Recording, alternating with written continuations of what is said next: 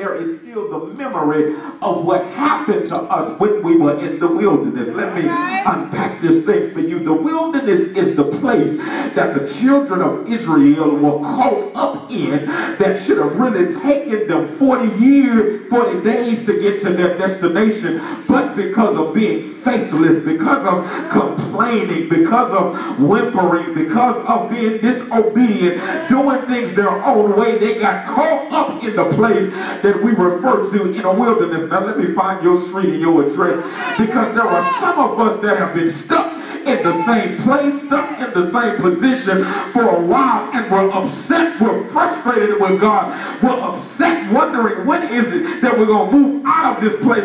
And what you got to understand is some of the reason you've been stuck in the same place is because not of what the devil did, not because of what God did to you, but because you did this to yourself.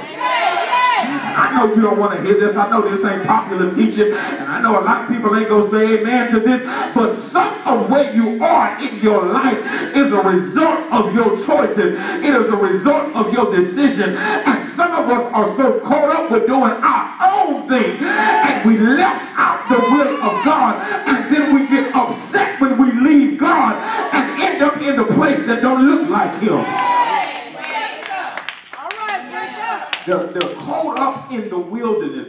They're wondering, God, why did you deliver us to then allow us to be caught up in the wilderness? And the answer to that is real simple. I delivered you because I got a plan for your life, but you ended up in the wilderness because you didn't want to follow my word. You didn't want to listen to what I had to say. You thought you could do it better by yourself. Whenever you decide to leave God out of the plan, you have just planned to end up in a wilderness. Caught up in the wilderness. Look at the text now. That in the wilderness, look at verse number 2, because that's where we are.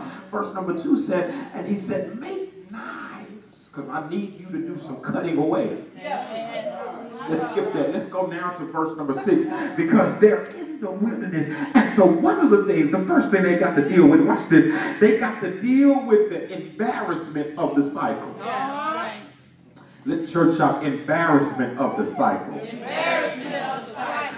They have to deal with the fact that they're caught up in a place. They look to be confused. If you know the Bible, the Egyptians were looking at them, watching them go around in circles in the wilderness, and they said for themselves, they must be confused. They're lost without us. They can't make it without us. They never should have left us. Y'all ain't caught that yet. Because they don't have us, they stuck in the same place.